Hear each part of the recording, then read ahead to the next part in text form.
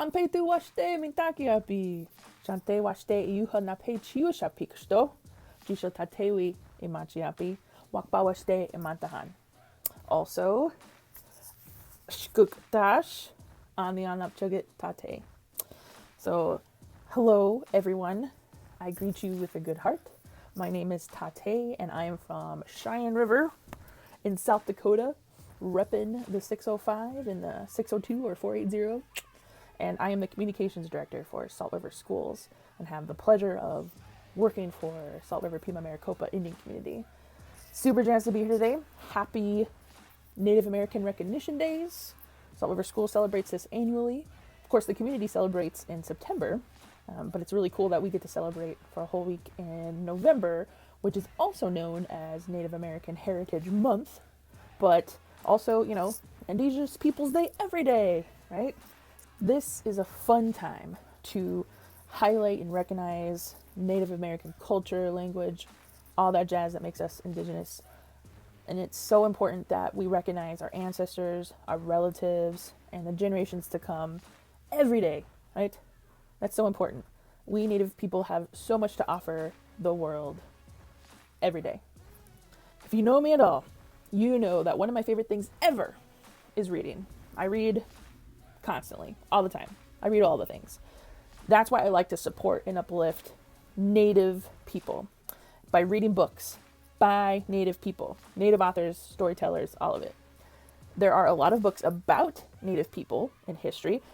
I like some of those books, but it's much more important to me to read stories by Native authors because there are stories, right?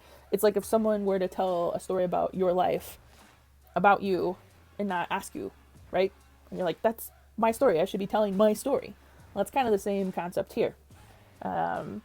Someone might get it wrong if they're telling a story about Native people, and that's why it's so important to support authors who are Native telling our stories. This is what we call representation, or in the case of someone getting that information wrong, we call that misrepresentation. And there's a big effort among Indigenous people and the people who support our issues and causes to create better and more accurate information that's out there, especially within media in general, whether that's newspapers and magazines, books, of course, comics, TV shows, movies, podcasts even. We're everywhere. And that's pretty awesome. So today, I'm going to show you some of my favorite books by Native authors. Now, I have a lot of books.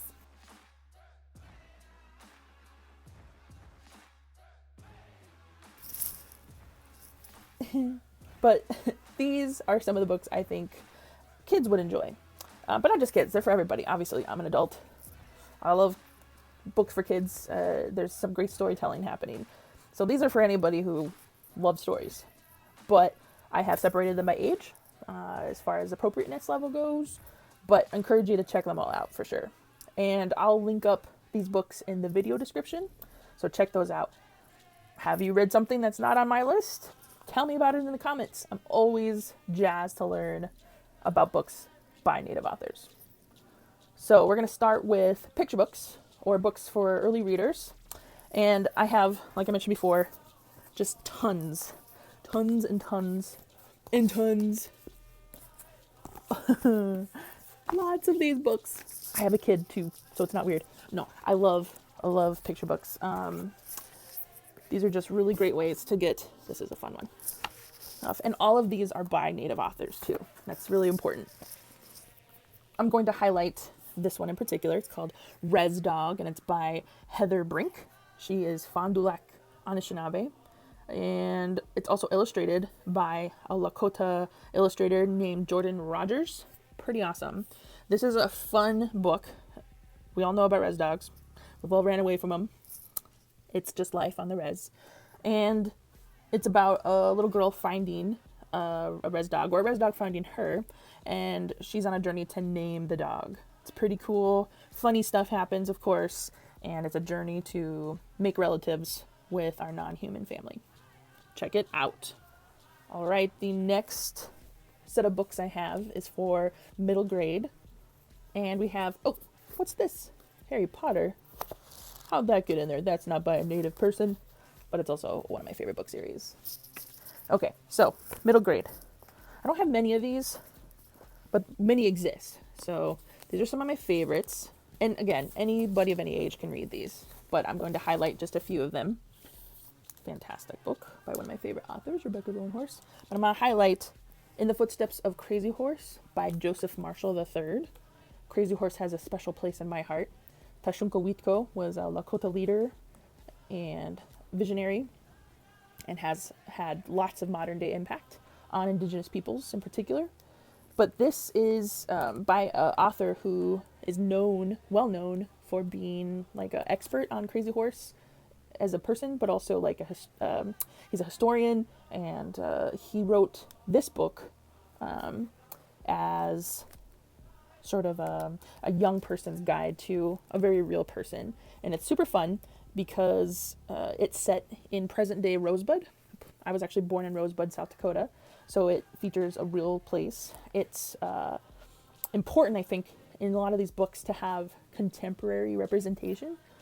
Contemporary means like present day, like happening now. A lot of books that are about natives, but not necessarily by natives, tend to only feature us as something that's way back then, like people of history, not people with history. Do you understand the difference? Present day native protagonist.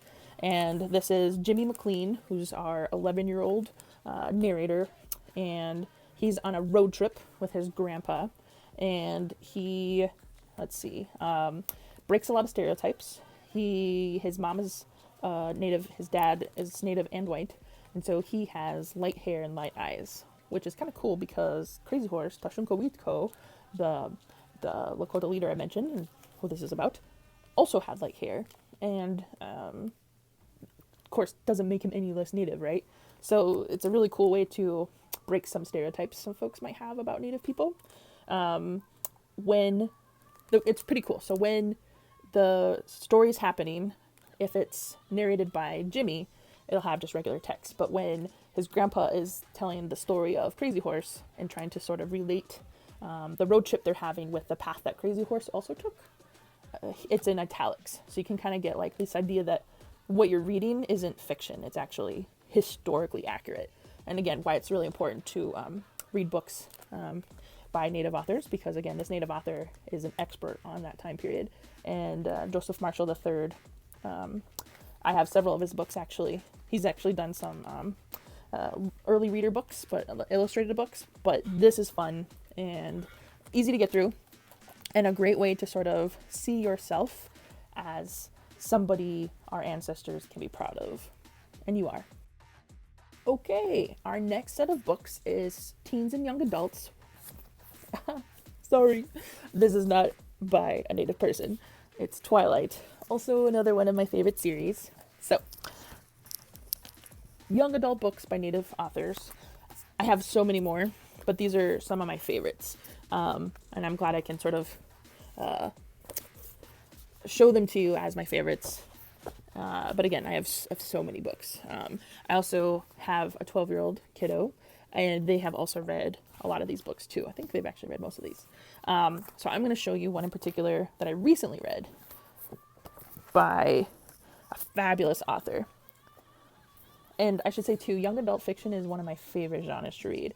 I love that a lot of it has to do with young people overcoming tremendous odds. But I love reading about young people finding agency in themselves, making themselves the hero. I think that's pretty cool and powerful. So this book is The Marrow Thieves. It's by Cherie Dimaline. Cherie is Métis, which is a First Nations tribe up in Canada. And as you can see, it's won a lot of awards, and rightfully so, from the get-go. This is an exciting, thrilling read. It's set in a dystopian future. Dystopian meaning there's been a kind of an apocalypse of sorts, and things are pretty bad. So this is a future where most people have lost the ability to dream. It's got catastrophic psychological consequences for folks who can't dream. Think of dreaming like an imagination builder, right? If you can't dream and you don't have imagination, can be a pretty dismal or dull life. Indigenous people in this book, well, they can still dream. And that means people who aren't native hunt those native folks for their bone marrow. And that bone marrow is used to create like a serum or like a kind of medicine of sorts that if you inject yourself with it, you can then begin dreaming. So Frenchie is our protagonist, and he has to avoid folks called the recruiters, and those recruiters are capturing Indigenous people to get at their bone marrow, to extract it. So that's why it's called the Marrow Thieves. And again, just a thrilling, like, oh my gosh, what's going to happen next kind of a book. So some of my favorite books, specifically written for adults, but again, can be written by more mature teens or young adult audiences. Some of my favorites, especially over the last couple years, have been books by a specific author, and her name is Rebecca Roanhorse. She is a Black Indigenous author with Pueblo roots, and you can learn more about her online. I've actually gotten to meet her, and I've cosplayed a couple of her characters at Indigenous Comic-Con, so I've dressed up as some of her characters. And just phenomenal writing, first of all, but the world building, like her ability to create places that are just rich with details and descriptions, especially places that feel familiar as an Indigenous person, like in terms of, you know, just what those places mean to people who live near or by them. It's pretty important. But her careful depictions of especially the Native people in her books, it goes a long way, and it really shows. So my favorite is one that was actually released on my birthday this October, is called Black Sun. And Black Sun is the first in a trilogy that was inspired by pre-Columbian civilizations. So think like Aztecs, Mayans, those kinds of folks. And it's about, oh my gosh, so many things. Celestial prophecies, political intrigue, forbidden magic. One of the things I really loved about this book was that it used gender-inclusive language in a way that made me feel seen as a person. And it did it in a way that was just like, you didn't even know it was happening until it had already happened. From pronouns to just what the folks go through just in their life experiences. Now, I love fiction, but I also really encourage you to read nonfiction books too. I love knowing that the things I'm reading have either happened, are happening, or can happen. So one that I've read actually a couple times now, and I've also listened to an audiobook, is this by Dr. Robin Wall Kimmerer. Last name is a little interesting there. It's called Braiding Sweetgrass. It's a beautiful, highly informative book that every time I read it, I learn something new that I might have forgotten. But it's a fantastic way to sort of start the process of healing our relationships with non-human relatives, particularly plants. Fantastic book, check it out. Oh, what's this? Fierce. If you didn't know, I also love to write, and I have been featured in a couple different books, but this one is one that's actually currently winning a bunch of awards this year. So we're going to actually have a new cover that has some of those medals on it, but this is an anthology. An anthology is something that's written by many people and edited by, say, one or two people. This book is about women of history, and it's written by contemporary women and our connections to those historical women. I wrote about Potawatomie, who's also known as White Buffalo Calf Woman.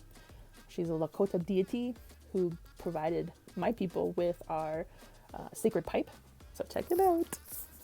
Another genre I think that gets overlooked, especially when it comes to Native authors, is poetry. But poetry is coming up in the world for sure. I mentioned before that I write, and I also write poetry. And so some of my poems are featured in this, which just came out this year, South Dakota in Poems. I write land-based poetry as well. But our U.S. Poet Laureate, if you didn't know, is also Native. I think I have one of her books here. Joy Harjo, fantastic. I'm not going to talk too much about her, but she's got a ton of stuff, and it's just all phenomenal. There's a reason she's National Poet Laureate. But one of my favorite favorite poetry books is this. It's called Walking on Earth and Touching the Sky, Prose and Poetry by youth at Red Cloud Indian School. These are poems by Native youth, stories by Native youth, drawings by Native youth, and it showcases just the sheer creativity that exists within our young people. And this was written several years ago. I used to teach middle school, and I would showcase this a lot as a sort of jumping off point for other Native youth, the ones I was teaching, to create their own prose and poetry, if you will. And that actually takes us into our final genre, one of my absolute favorites, which is comic books and graphic novels, which I have so many. Ooh, some I haven't even taken out of the plastic. This is an anthology. It's got a lot of different authors and illustrators as a part of it. Right, we just celebrated Veterans Day, Code Talkers. These stories are both important and necessary. This is kind of fun. This is Ricardo Taté, a Pueblo cartoonist who has usually these are cartoons that would be found in like newspapers, but he also does like calendars, and they're just super fun, very relatable comic strips. Love. This is another fun, very well done anthology. Not all of the illustrators are native, so but the stories themselves, of course, come from native nations, but the storytellers, the writers, if you will, are native. So this is Tricksters, really beautiful book. Super Indian is hilarious. So it's by Arigon Starr. She's Kickapoo. She's done a lot of entertainment, movies, TV shows, soap operas back in the day. And it follows Herbert Logan. And he's just a dude on the res. He's socially awkward, just a nerd dude. And he makes the mistake of eating commodity cheese that's imbued or tainted with a bizarre substance. He gets these amazing powers from eating that cheese, and he uses those powers to help his people. What a fantastic hero to have. There's a lot of these. It started out as a webcomic, so you can actually find panels online. I think the new ones come out as the webcomic, and then once a series is completed, it's printed for those of us who like the physical copies. So all the books I've shown you are physical copies of those books. Books you can hold and flip through, right? Turn the pages. And I think physical books are super important, but there are many more ways to get a story than just having physical books. There are stories you can read online. I mentioned like a webcomic by Arigon Starr. Stories that are read to you via audiobook. And even stories told to you orally from memory by another person. And all of those ways of storytelling are important and vital and help you as the listener or the receiver of those stories. It helps you gain literacy skills. And that helps make you a better relative to the world around you. The more ideas you have, the bigger your brain gets and the bigger your world becomes. I don't physically read as many books as I'd like to. Sitting down to read something is a luxury. So I actually read, books that I can hold, maybe 25, it's a good year, maybe 50 a year. But I listen to probably 2 to 3 audiobooks a week, sometimes more. And I usually listen to books with my library app. As you can see here, the one locally is called Libby. And if I end up liking the story or the narrator, I'll buy the audiobook so I can listen to it whenever I want. And I use Audible for that, but there are lots of different places you can download audiobooks from or to. I usually listen to them while I'm driving, walking, doing chores. It's a great way for me to get those books when I find myself too busy to just sit down and read. Wopilatanka, Mava Sapo.